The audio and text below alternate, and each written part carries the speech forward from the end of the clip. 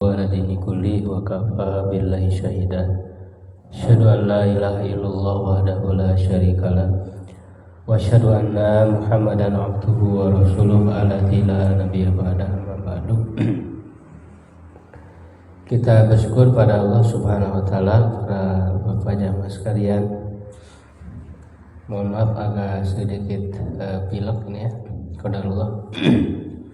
Insyaallah kita melanjutkan kajian ilmu fikih, masih membahas tentang fikih sholat, di mana kita terus menggali ya petunjuk-petunjuk Rasul SAW dalam ibadah, dan ini ibadah yang terpenting yaitu sholat. Tentu kita meningkatkan ya kualitas ibadah sholat kita dengan mengetahui ilmunya ya. Jadi mengetahui ilmunya, mengikuti petunjuk Rasul ya, karena kita meyakini bahwa yang dilakukan oleh Rasul itu ya adalah yang terbaik, maka kita harus mengikutinya ya, bukan dengan sekehendak kita atau hanya sebatas angan-angan ya, atau hanya ikut-ikutan saja. Nah, kita masih membahas tentang yang dibolehkan dalam sholat ya.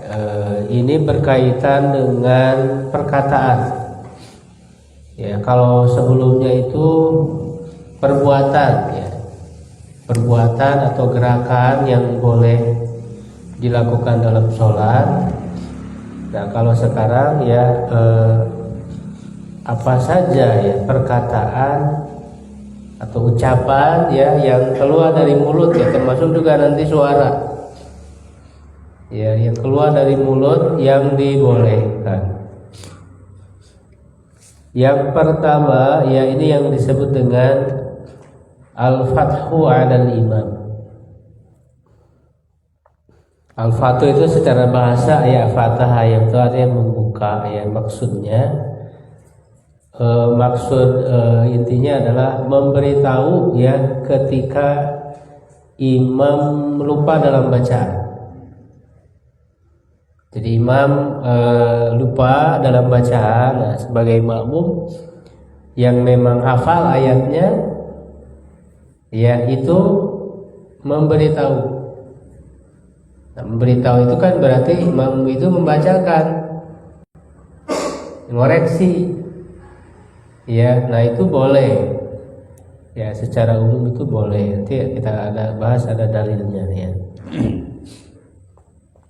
Idza, di sini dijelaskan, idza bisa 'alal imam fil qiraah an yubtaha alaihi min waraihi.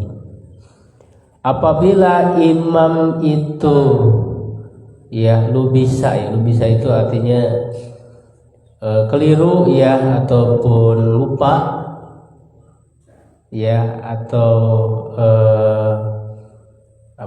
keliru lah ya dalam bacaannya. Fil qiraati, dalam bacaan, ayub ta'alaihi, maka hendaklah dia diberitahu miwarahi, dari belakangnya, di belakang imam itu. Idza nataja'an adamil fathi taghyirun fi kalamillahi ta'ala ya, apabila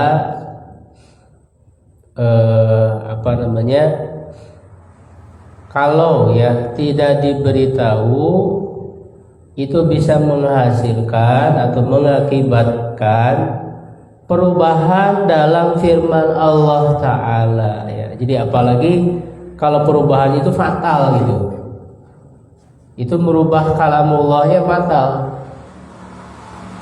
ya, maka dia wajib diberitahu, jangan dibiarkan imam keliru itu. Nah, makanya ya harus ada gitu kan makmum yang hafal gitu ya Al-Quran, yang ayat yang dibacanya ya. Makanya didahulukan ya para orang-orang yang hafal Quran itu ya didekatkan ke imam di belakang gitu, pas di belakang ya, agar nanti mudah untuk mengoreksi ketika imam itu salah.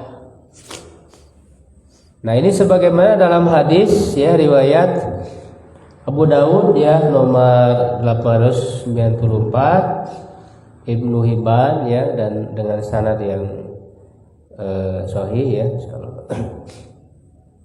Wa an Abdullah bin Umar, dari Abdullah bin Umar, anna Nabiyya sallallahu alaihi wasallam, bahwa Nabi sallallahu alaihi wasallam salatan, telah melaksanakan suatu salat, faqara'a fiha, lalu beliau membaca di dalamnya, membaca Al-Qur'an, falu bisa alaihi, maka beliau ya lupa ataupun keliru ya.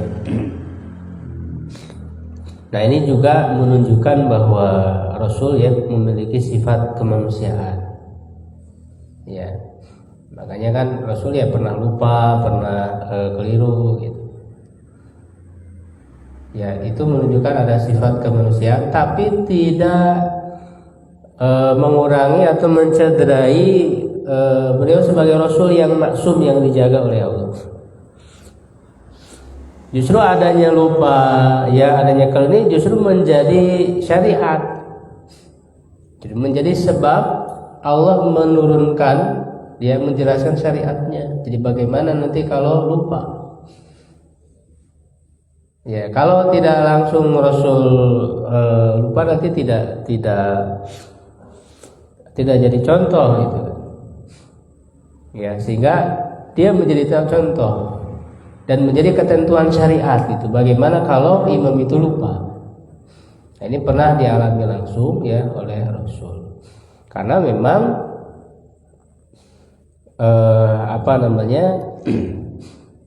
itu tidak akan mempengaruhi ya bahwa wahyu ini dijaga oleh Allah.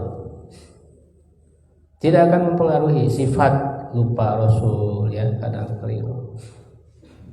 Itu justru itu menjadi sebab adanya syariat. Nah, falamman sarafa qala li Ubay, ketika telah selesai sholat, maka beliau berkata kepada Ubay, ya shallaita ma'ana, ya apakah engkau sholat bersama kami? Qala na'am, ya. Dia menjawab, ya. Qala fama manaka, ya apa yang menghalangimu? Maksudnya apa yang menghalangimu untuk memberitahu? Ya, kadang mungkin sahabat tuh ragu-ragu ya, apakah itu memang ada wahyu dari Allah gitu ya. Karena kan bisa jadi misalnya ketika membaca ayat keliru ya, mungkin disangkanya itu ada menasah ya, menghapus ya, karena kan bisa jadi ada ayat yang sebelumnya kemudian dihapus diganti dengan yang baru, kan bisa. Itu disebutnya nasakh. Ya kan, dalam Al-Qur'an disebut nasakh min ayatin aw nunsiha nati bi ghairi minha. Tidaklah kami menghapus dari suatu ayat atau kami membuat dia lupa kecuali akan kami ganti. Ya, jadi mungkin saja sahabat itu mengira ada dinasa itu, sehingga mereka ragu-ragu untuk masa mengoreksi Rasul gitu kan. Iya, masa mengoreksi Rasul. Tapi ternyata setelah selesai sholat, memang Rasul benar-benar lupa ya, ataupun keliru, sehingga ketika bertanya, nah ada salah seorang sahabat ini yang hafal Quran itu, yang banyak hafalan Quran, yaitu Ubay bin Ka'ab. Jadi kenapa engkau tidak memberitahu pada saat imam itu sedang lupa? Ya, di sini ada beberapa faidah. Ya, bahkan menjadi ketentuan ya. Yang pertama ya disebutkan yang bagi an la yubtaha alal imam madama yuradidu tilawah. Selayaknya ya imam tidak diberitahu dulu gitu ya, selama imam itu mengulang-ulangi bacaan, li'annahu rubbama tadzakkara bi nafsihi fa huwa aula. Ya, karena barangkali dia mengingat dengan sendirinya. Ya, dan itu lebih utama. Jadi kalau misalnya imam itu dia bisa ingat atau mengoreksi dengan dirinya sendiri, udah biarin dulu, jangan sebagai makmum itu terburu-buru gitu ya untuk ngasih tahu, tergesa-gesa. Jadi kasih kesempatan dulu buat imam ya untuk artinya dia mengingat sendiri. Ya barangkali dia bisa ingat, bisa melanjutkan itu. Kalau misalnya kelihatan udah sulit kayaknya gitu ya, nah, segera gitu makmum memberitahu bagi yang memang makmumnya tak benar-benar tahu gitu. Jangan sampai ngasih tahu tapi salah.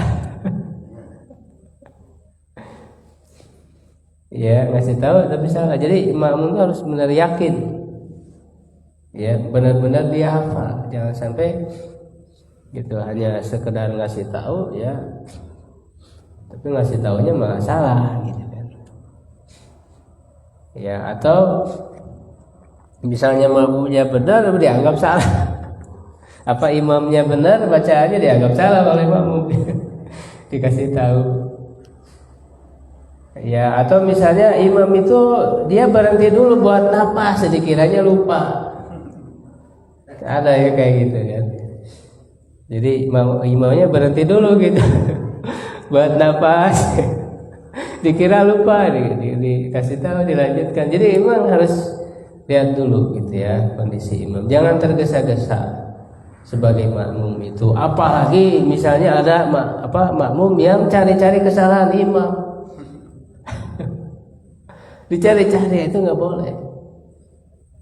Ya, jadi imamnya dicari-cari kesalahannya. Yang sebenarnya nggak salah juga dianggap salah, itu boleh. Ya, nah ini juga indah sebetulnya dalam syariat Islam itu. Ya, baik imam, makmum itu kan ketika mengikuti imam itu tidak mengikuti begitu saja, tapi yang menjadi pijakan itu adalah syariat, ketentuan Allah gitu. Bukan ketika mengikuti imam itu bukan hanya sekadar itu. Kalau imamnya keliru kan, maka dikoreksi. Nah itu sebenarnya dalam sholat berjamaah ada imam ada makmum, itu gambaran kepemimpinan dalam Islam. Model kepemimpinan dalam Islam itu tercermin dalam sholat. Makanya kalau kita memahami hikmah dari syariat sholat ya berjamaah itu, kita bisa mengambil banyak sekali pelajaran untuk diterapkan dalam kepemimpinan. Ya, jadi sebagai seorang pemimpin dia harus melakukan duluan, memberi contoh lalu diikuti oleh imam. Tidak hanya sebatas merintah aja. Ya, dia sendiri nggak melakukan, cuma menunjuk gitu kan, tidak. Dalam sholat justru imam itu duluan, baru diikuti oleh imam. Ketika imam salah dikoreksi, jangan dibiarkan. Itu sangat luar biasa dalam sholat itu. Ya, dan yang menjadi patokannya adalah syariat Allah itu. Ya, kalau keliru melanggar terhadap syariat Allah maka dikembalikan kepada syariat Allah. Ya, jadi ketika imam itu masih mengulang-ulangi bacaannya ya barangkali dia akan ingat itu, dibiarkan dulu. Kemudian yang kedua, la yuftahu 'alal imam idza sakata wa lam yataradad fil qira'ah illa idza ta'akhkhara fi sukutihi. Liana ini yang tadi saya sebutkan ya. Liana yahtamil an yakuna tafakkara qalilan fi ma yaqra'u. Jadi ketika imam diam dan dia tidak mengulangi bacaan tadi itu, ya jangan dulu dikasih tahu.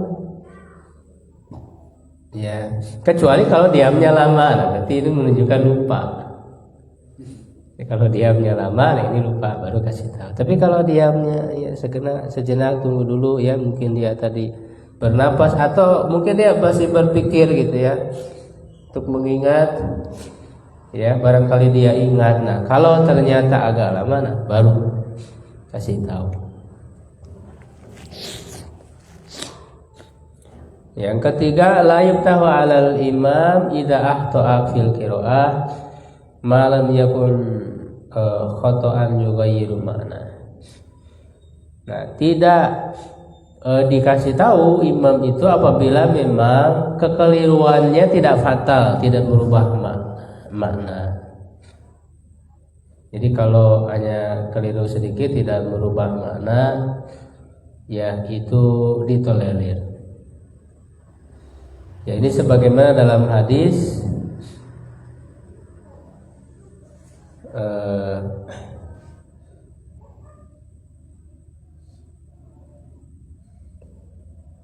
bahwa Nabi SAW ya bersabda,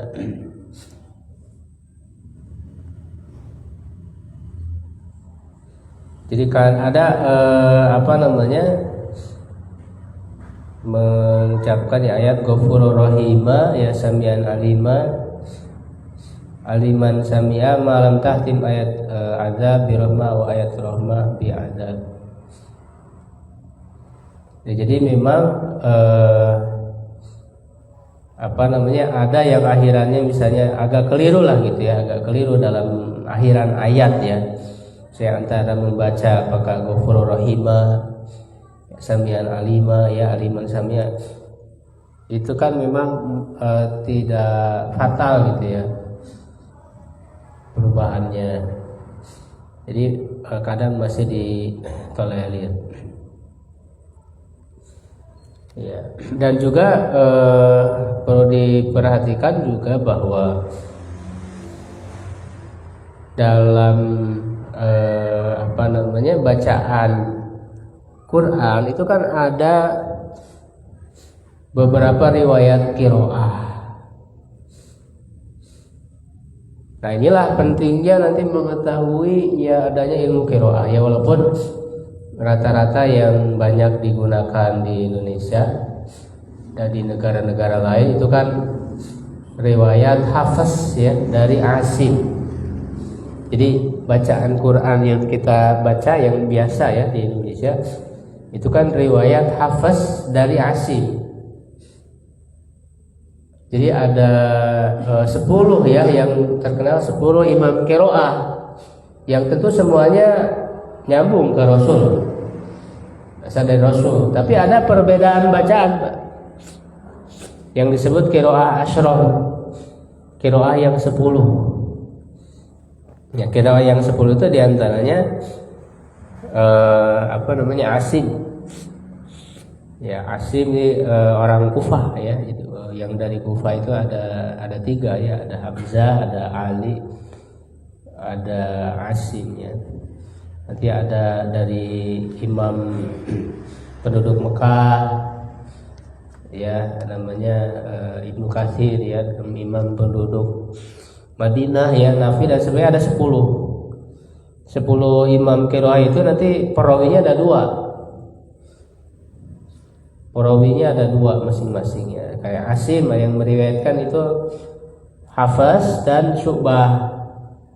Ya, Hafaz dan Syu'bah. Nah, yang tersebar yang banyak di dunia itu termasuk di Indonesia adalah Hafaz dari Asim yang kita baca itu.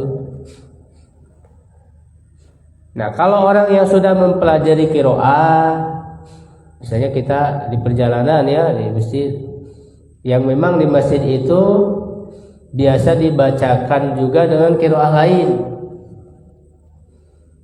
Ya, makanya kita perlu mengenal itu. Nanti jangan kaget kalau ada perbedaan bacaan, jangan sampai dianggap salah. Saya dalam Al-Fatihah saja di qiraah lain ya, ada yang membaca misalnya Maliki Yaumiddinnya pendek di Al-Fatihah itu. Kita kan biasa membaca apa? Maliki Yaumiddin panjang kan. Di qiraah lain tadi yang 10 tadi itu membaca pendek Maliki Yaumiddin. Ya, kalau kita belum tahu misalnya sebagai makmum dianggap salah, dikasih tahu gitu. Itunya berarti kita kurang wawasan, kurang tahu ilmunya. Padahal imam itu dia membaca dengan qiraah lain. Ya, lalu di ihdinas siratal mustaqim Di qiraah lain kan ihdinas siratal mustaqim. Ya, dia ada huruf zain, ihdinas siratal mustaqim. Subhanallah. Nah, orang nggak paham kan dianggap salah. Ya, siratal ladzina an'amta alaihim, kan kalau di kita an'amta alaihim ghairil maghdubi alaihim waladdallin.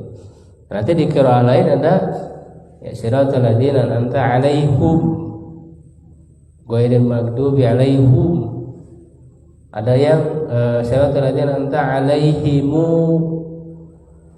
ya ghairil maghdubi alaihimu waladdallin. Nah, kita harus tahu tuh itu ada ilmunya. Nah, kita mendengar itu ya nanti jangan kaget bahwa berarti imam ini menggunakan qiraah yang lain yang semuanya itu nyambung ke Rasul. Dan memang ketika membaca dalam sholat ya dia harus satu qiraah ya, nggak boleh dicampur-campur. Makanya imam itu bisa memberitahu dulu kalau memang dia mau pakai qiraah lain. Ya, misalnya dia mau pakai qiraah siapa ya, misalnya Nafi ya dari riwayat siapa itu dia disampaikan dulu. Ya, nah kita sebagai makmum makanya harus tahu supaya tadi ya, imam itu benar ya dengan baca lain dianggap salah. Ya dikoreksi. Padahal benar gitu. Nanti kan ada perbedaan-perbedaan ya dalam pembacaannya itu. Yang tentu akan berbeda dengan seperti yang kita baca.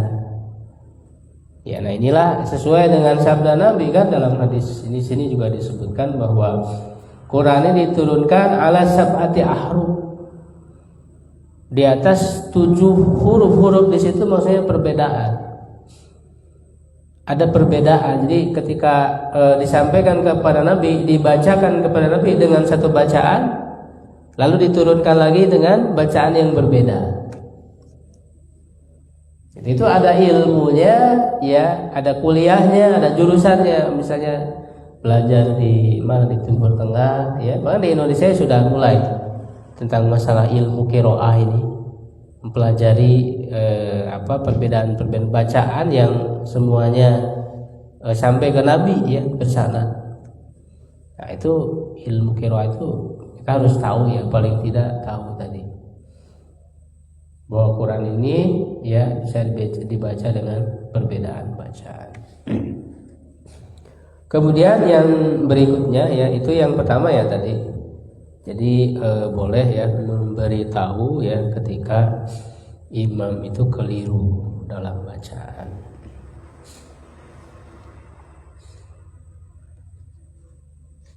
Nah, kemudian yang kedua, tirdadul ayati fi sholati tatawwi, mengulang-ulang ayat dalam sholat sunnah. Terutama ini dalam sholat sunnah itu boleh ya mengulang-ulang ayat. Ya terutama memang bagi orang ya ketika dia sholat sendiri ya ataupun misalnya sholat sunnah yang berjamaah yang memang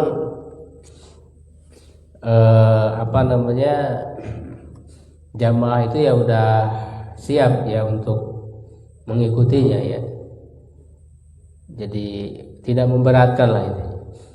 Jadi boleh mengulang-ulang misalnya ketika sampai pada ayat tertentu yang ayat itu dirasa sangat mengena gitu ya bagi yang membaca itu. Enggak, maksudnya diulang-ulang satu ayat, Pak. Diulang-ulang untuk menghayati, untuk mentadaburi. Nah itu boleh dalam sholat sunnah. Kalau dalam sholat wajib kan ya kurang cocok. Ya. Jadi ada riwayat-riwayat itu berkenaan dengan sholat sunnah. Misalnya Nabi sendiri pernah ya diriwayatkan dari Abi Dzar bahwa Nabi SAW itu membaca ayat ini lalu beliau mengulang-ulanginya sampai datang waktu subuh. Nah, ini waktu sholat malam. Waktu beliau sholat malam yaitu mengulang-ulangi ayat Ya, di surat Al-Maidah ayat 118, ya in tu'adzibhum fa innahum ibaduk wa in taghfir lahum fa innaka antal azizul hakim. Ini betul-betul Rasul menghayati ayat ini. Karena beliau sebagai Rasul melihat terhadap umatnya yang nanti itu banyak berbuat dosa. Ya, Rasul mengatakan kepada Allah, jika engkau ya Allah menyiksa mereka, sesungguhnya mereka adalah hamba-hambamu. Jadi engkau berkuasa atas mereka. Ya, dan jika engkau mengampuni mereka, maka sesungguhnya engkau maha perkasa, maha bijaksana. Kan Rasul itu kan luar biasa ya perhatiannya terhadap umat itu. Sampai kan di akhir hayat yang beliau ingat, yang beliau sebut ya adalah umatku kan gitu. Jadi ketika membaca ayat ini sangat berasa di dalam diri beliau, mengingat umatnya. Ya Allah, jika engkau menyiksa mereka, mereka adalah hamba-hambamu. Ya, dan jika engkau mengampuni mereka, sesungguhnya. Nah, jadi kan Rasul itu ingin agar mereka ya umat itu diampuni oleh Allah. Ya, ketika sampai akhir. Jadi perhatian Rasul itu luar biasa ya, seperti digambarkan di dalam surat At-Taubah itu ya. Qad ja'akum rasulun min anfusikum azizun 'alaihi ma anittum harisun bil mu'minina raufur rahim. Ya, jadi Rasulullah itu telah datang kepada kalian seorang rasul. Ya, qad ja'akum rasulun min anfusikum azizun 'alaihi ma anittum. Sangat berat terasa oleh beliau itu ketika kalian merasa kesulitan. Jadi tidak mau Rasul itu membuat umatnya itu sulit, apalagi sampai disiksa oleh Allah. Jadi perhatian itu sangat luar biasa. Nah, sampai akhir hayat yang beliau ucap itu ummati. Sampai nanti ketika umatnya menyeberang di jembatan di atas neraka, Rasul kan duluan yang nyeberang. Nanti di seberang itu Rasul berdoa, Allahumma salim, ya Allah selamatkanlah umatku, selamatkanlah umatku. Jadi begitu luar biasa perhatian Rasul terhadap umatnya. Kita yang sebagai umatnya ini kadang lupa gitu ya, tidak membalas perhatian Rasul. Itu makanya ketika Rasul menunggu di telaga ya, di telaga Al-Kautsar ya, untuk menunggu umatnya itu, disangka itu umatnya, lalu diberitahu bahwa mereka bukan umatmu. Kenapa? Karena mereka sudah merubah-rubah ajaran setelah. Nah, itu kan salah satu maknanya adalah bid'ah. Makanya kita harus berusaha meninggalkan bid'ah itu ya, karena nanti di akhirat bisa dianggap bukan termasuk umat Rasul, tidak diaku. Makanya kata Rasulullah, suhqan liman ghayyaru ba'di. Menjauhlah orang yang sudah merubah-rubah setelah. Nah, itu kebidahan itu, baik dalam akidah atau dalam ibadah. Maka kita pelajari bagaimana petunjuk Rasulullah SAW dalam ibadah ya, agar mencontoh pada apa yang Rasul ajarkan dan menjauhi kebid'ahan yang diada-adakan. Ya, nah ini sebagai bentuk kita mengikuti Rasul, karena Rasul sendiri sudah sangat luar biasa perhatiannya kepada kita. Nah, jadi Rasul pernah mengulang-ulangi satu ayat ketika sholat malam sampai waktu subuh tiba. Artinya kan lama itu diulang-ulang terus. Nah, para sahabat pun mengikuti apa yang Rasul lakukan. Misalnya, ya di sini dikatakan Tamim Ad-Dari, ya diriwayatkan dari Masruq, mengulang-ulang suatu ayat, yaitu am hasibal ladzina jtarahu sayiat an naj'alahum kal ladzina amanu wa amilus shalihat sawa'an mahyahum wa mamatuhum. Surat Al-Jasiyah ayat 21. Ya, jadi orang-orang yang berbuat dosa itu, apakah mereka mengira ya kami, kata Allah, akan menjadikan mereka seperti orang beriman dan beramal soleh? Gitu ya. Sahabat lain, ya misalnya Sa'id bin Abi berkata, aku melihat Sa'id bin Jubair, dia mengimami pada Ramadan. Nah, ini dalam kondisi sholat berjamaah, mengimami pada Ramadan ya, berarti kan sholat malam, sholat tarawih ya. Dia mengulang-ulang ayat idil aglal fi a'naqihim. Ya, lalu ya ayyuhal insan ma ghurraka bi rabbikal karim alladzi khalaqaka fasawwaka fa'adalak. Dia mengulanginya 2 kali atau 3 kali. Nah, dalam hadis ini kan semua berkaitan dengan sholat sunnah, ya, tidak diriwayatkan dalam sholat fardu. Oleh karena itu ya lebih baik kalau dalam sholat fardu itu ditinggalkan. Ya, dalam sholat fardu itu ya, banyak sebetulnya ada sahabat lain ya yang melakukan hal yang sama ya, seperti Aisyah itu juga ada ya diriwayatkan mengulang-ulang ya satu ayat itu. Jadi boleh bagi kita ya, khususnya dalam sholat sunnah, ketika ketemu ayat nih sangat relate gitu ya dengan kondisi kita, ya, sangat menyentuh ya untuk kita menghayati, itu silakan diulang-ulang ayat tersebut. Nah, kemudian juga nyambung ya ke yang nomor 3. Nah, boleh menangis dan anin itu apa namanya?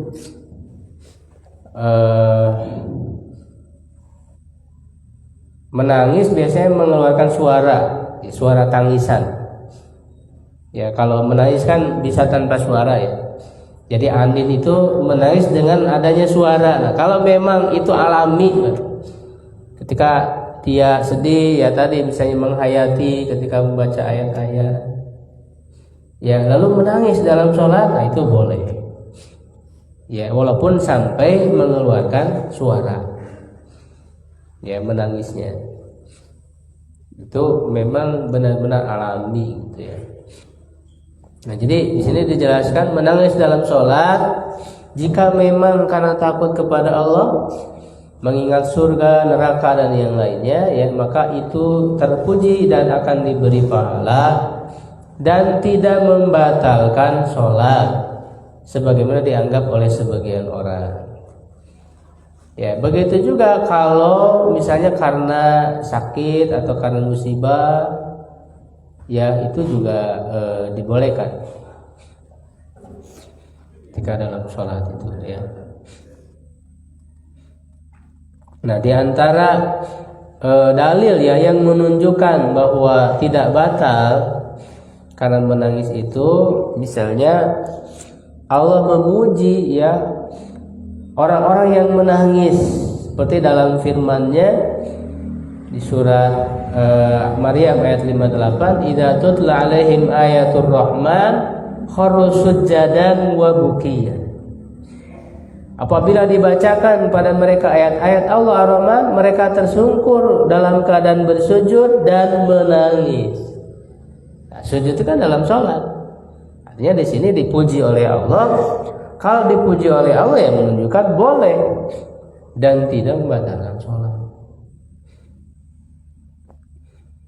Ya, dan juga firman-Nya wa yakhiruna lil adqan yabquna wa yaziduhum khusyu'an. Ya, mereka tersungkur ya bersujud dan mereka menangis dan itu menambah kekhusyuan bagi mereka. Bahkan disebut bisa menambah kekhusyuan. Ya, menangis di dalam sholat. Nah, tentu menangisnya betul-betul dengan perasaan takut kepada Allah, bukan dibuat-buat gitu. Bukan pengen dilihat orang gitu ya. Ya, bahwa kita itu tidak, tapi niatnya betul ya karena Allah, karena rasa takut kepada Allah.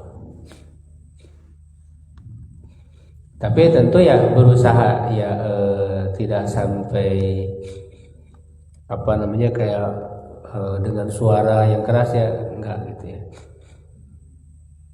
Ya sampai justru malah teriak-teriak, nah itu justru tidak boleh.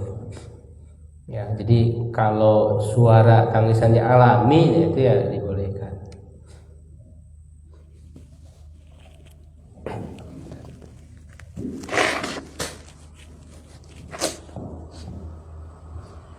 Nah, kemudian dalam hadis juga ya disebutkan dari Abdullah bin Sakhir, dia berkata, aku mendatangi Rasulullah dan dia sedang sholat. Nah, Rasul pun pernah menangis. Ya, Rasul pun pernah menangis. Ya. Itu dadanya itu digambarkan seperti suara mendidihnya air di dalam bejana. Ya, jadi walisadrihi aziz ka azizil mirjal. Bergemuruh gitu dadanya itu ketika menangis itu. Rasulullah seperti air yang mendidih. Itu ya. Ini menunjukkan ya tentu Rasul adalah orang yang sangat takut kepada Allah. Jadi menangis itu menunjukkan tanda dia punya rasa takut kepada Allah. Nah, dari Ali dia berkata, nah ini juga sama ya, riwayat yang menunjukkan Rasulullah itu juga menangis. Ini dalam perang Badar. Kami tidak memiliki faris faris itu yang menunggang kuda ya, kecuali Mikdad, dan sungguh kami aku melihat kami dan wa ma fina illa naim. Tidak ada, itu di malam harinya ya. Apalagi ketika ini kalau tidak salah turun hujan kan waktu mau perang Badar ya besoknya itu. Nah, tidak ada dari kami, kata Ali itu, kecuali semuanya tidur selain daripada Rasulullah SAW. Rasulullah itu tidak tidur malam hari itu ya, tahta syajaratin yusalli wa yabki hatta asbah. Beliau itu sholat di bawah pohon dan menangis sampai subuh. Bayangkan Rasulullah. Ya, jadi ketika para sahabatnya, memang itu ada satu kenikmatan ya, sebagaimana disebut dalam Al-Quran kan, yuksi alaikumun nu'as ya. Itu memang oleh Allah sengaja diberikan nikmat di malam hari itu, diturunkan hujan membuat para sahabat itu terlelap tidur sehingga besoknya memiliki tenaga yang kuat. Nah, Rasulnya tidak tidur, justru berdoa kepada Allah. Kan diantara doanya itu kan, ya Allah kalau pasukan ini kalah gitu ya, mungkin kau tidak akan disembah lagi di bumi kan gitu. Jadi antara doa pada saat mau perang Badar itu. Jadi luar biasa Rasulullah SAW itu. Jadi jangan kita menganggap wah dia kan Rasulullah gitu, udah pasti langsung ditolong Allah, kan tidak. Melalui sholat yang panjang sampai nangis sampai subuh. Itu Rasulullah SAW. Jadi Rasul pun usahanya sangat luar biasa untuk mendapatkan kemuliaan dari Allah. Dan seluruh siapa kita gitu kan, ingin mendapat kemuliaan tapi banyak berleha-leha. Rasul sendiri yang sudah dijaminkan oleh Allah, tapi usahanya luar biasa. Sampai akhirnya kan di perang Badar itu dimenangkan oleh Allah Subhanahu wa taala kaum muslimin, walaupun jumlahnya jauh berbeda ya. Nah, selain itu juga ada kisah ketika Rasulullah sakit, beliau itu menyuruh ya untuk menggantikan beliau menjadi imam itu adalah Abu Bakar. Ini juga sebagai isyarat ya dari Rasul bahwa pemimpin setelah beliau itu Abu Bakar. Ini isyarat dari Nabi. Rasul tidak langsung mengamanahkan agar pemimpin setelah beliau Abu Bakar, tidak, tapi memberi isyarat-isyarat yang itu dipahami oleh para sahabat, yang akhirnya mereka bermusyawarah lalu ditetapkan Abu Bakar sebagai pemimpin. Jadi antaranya ketika Rasul sakit menyuruh agar Abu Bakar itu sholat, mengimami. Nah, Aisyah itu berkata, sesungguhnya Abu Bakar itu orang yang sangat lembut hatinya. Kalau dia membaca itu pasti nangis, akan terkalahkan oleh tangisan. Nah, ini usulan gitu ya dari Aisyah itu. Tapi Rasul tetap ya perintahkan Abu Bakar agar dia mengimami. Sampai Rasul agak agak tegas ya mengatakan inna kunna sawahibu Yusuf. Kalian ini, kalau bahasa ini, kalian ini ngeyel aja gitu, kayak saudaranya Yusuf. Gitu, yang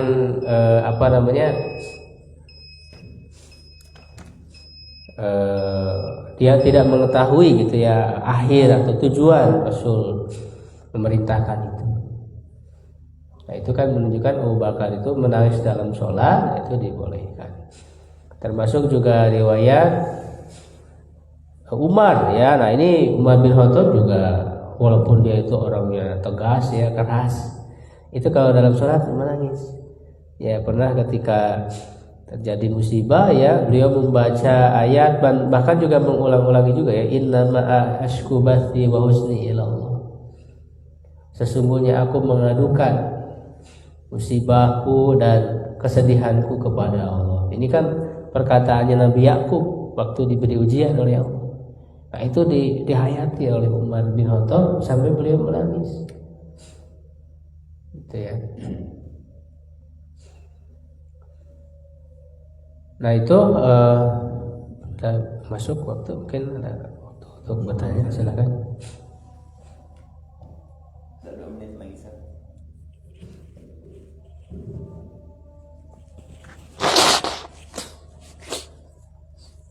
Ada pertanyaan terkait ini. Dulu pernah baca di satu postingan bahwa Rasulullah pernah sholat duha berjamaah, kemudian dijaharkan suaranya. Apakah betul sahih hadisnya? Saya belum meneliti ya untuk itu. Tapi memang kalau sholat duha itu sebenarnya tidak dijaharkan. Termasuknya sholat di siang hari ya, sholat zuhur, asar ya, kecuali sholat Jumat. Dan kata si penulis itu katanya boleh sesekali, tapi ini ya perlu diperiksa dulu ya.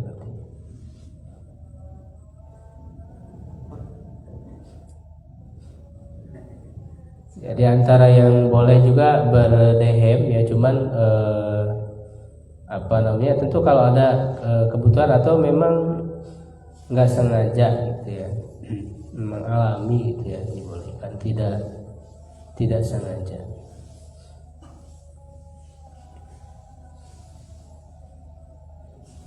Nah, kemudian ada perbedaan pendapat soal ketika ada yang bersin lalu apakah boleh mengucap alhamdulillah. Memang ada yang membolehkan ya, tetapi kalau saya sendiri sih lebih condong tidak ya, karena memang kan orang sholat sedang dia punya kesibukan ya dalam bacaan sholat sendiri gitu. Ya, jadi tidak ada untuk menjawab bersin. Jadi ada yang bersin lalu yang sholat nggak usah ngucapin alhamdulillah gitu. Ya, walaupun ada ya sebagian ulama yang berpendapat bolehkan. Itu kan berdalil ya dengan hadis ya, dari Rifa'ah ya bin Malik, dia berkata aku sholat di belakang Rasul lalu aku bersin ada yang bersin gitu ya, enggak, orang yang bersinnya kan mengucapkan alhamdulillah ya. Aku berkata alhamdulillah hamdan katsiran thayyiban. Nah, ini sebetulnya hadis ini juga bisa jadi ada makna lain, karena dalam hadis lain, riwayat lain itu tidak disebut bersin. Ya, tapi memang alhamdulillah hamdan katsiran ini adalah dibaca oleh sahabat itu ketika i'tidal, Sehingga ini menjadi salah satu bacaan i'tidal. Jadi berkemungkinan membaca itu bukan karena bersinnya, tapi karena membaca pada saat i'tidal, dan itu kemudian didengar Nabi dan dipuji, ya, sehingga disahkan gitu ya oleh Nabi sebagai bacaan i'tidal, yaitu alhamdulillahi hamdan katsiran thayyiban mubarakan fi. Nah, itu kan adalah salah satu doa dalam i'tidal. Jadi Allah tidak kuat juga dengan dalam itu untuk mengucapkan alhamdulillah bagi yang bersin ketika dalam sholat. Ya, wallahu a'lam bishawab. Qul qouli hadza astaghfirullahi wa lakum. Assalamualaikum warahmatullahi wabarakatuh.